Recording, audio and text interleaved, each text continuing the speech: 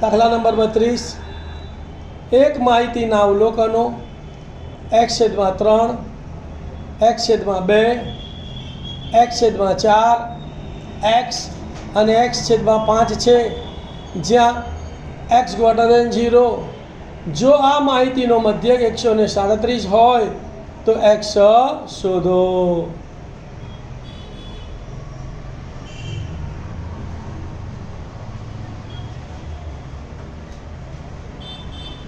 ચલો ધ્યાન આપજો.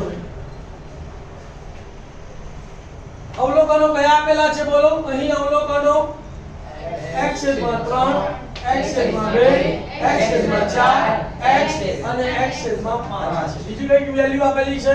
માહિતીનો મધ્યક x12 બરાબર 137. મધ્યક આપ્યો છે તો મધ્યકની સૂત્ર વાપરવાનું. મધ્યસ્થ આપ્યો હોય તો મધ્યસ્થ સૂત્ર. બે રીતના દાખલો પૂછાઈ શકે. કાં તો મધ્યકની કિંમત આપીને દાખલો પૂછે, કાં તો મધ્યસ્થની કિંમત આપીને દાખલો પૂછે. અહીંયા આપણને મધ્યકની વેલ્યુ આપી છે તો સૂત્ર કોનું વાપરવાનું? કયા ધોરણનો દાખલો છે? આ 9મા ધોરણનો દાખલો છે. તો હવે મધ્યક x12 બરાબર સિગ્મા xi અપોન n, એટલે કે અવલોકનોનો સરવાળો છેદમાં અવલોકનોની સંખ્યા. x12 ની જગ્યાએ કેટલા મૂકવાના? 137 બરાબર અવલોકનોનો સરવાળો તો x/3 + x/2 + x/4 + x/1 + x/5 અને અવલોકનોની સંખ્યા 1 2 3 4 અને 5 તો છેદમાં કેટલા આવશે? 5. અહીંયા ભાગાકારમાં સામે જાય તો અહીંયા કેટલા લખવાના માટે? 137 × 5 બરાબર. હવે આ અપૂર્ણાંકોનો સરવાળો એટલે શું લેવો પડે? લસાઅ. 3 2 4 અને 5 નો લસાઅ કેટલો આવે? તો 5 × 20 અને 20 તરીને 60, તો 60 લસા આવશે. તો 60 લસા લાવવા માટે બધા અહીંયા 60 લખી કાઢ્યા. 60 લાવવા માટે 3 ને કેટલા વડે ગુણવા પડે? 20 વડે. 20 તરી 60 લાવી દીધા, કૌંસને પણ 20 વડે. 20 × x એટલે 20x. 60 લાવવા માટે 2 ને કેટલા વડે ગુણવા પડે? 30. 30 × 60, કૌંસને પણ 30 વડે. 30 × x એટલે +30x.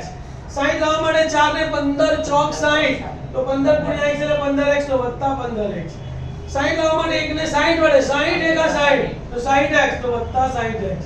અને 5 ને કેટલા વડે? 12 × 60 તો 12 × x એટલે +12x અને છેદમાં 60. હવે આનો સરવાળો થશે, બાકી બધું એમનું એમ. તો 137 × 5, 137 × 5 બરાબર એમને એમ સરવાળો કરો. ચલો 2 2 ને 5 7, 7 ના 7, 1 6 ને 1 7 ને 1 8, 8 ને 3 8 ને 3 11 ને 2 11 ને 2 13, તો 137x છેદમાં 60. શું લખાશે માટે? 137 × 5 બરાબર 137x છેદમાં 60. અને સૂત્ર કરતા બનાવીશું x ને, તો 60 ભાગાકારમાં સામે જાય તો લખાઈશું 137 × 5 × 60. 137 ગુણાકારમાં સામે જાય તો 137 ઉડી ગયા તો કેટલા વધ્યા? 5 × 60 તો 60 × 5 = 300, તો મારે x બરાબર 300. ખ્યાલ આવી ગયો? લખી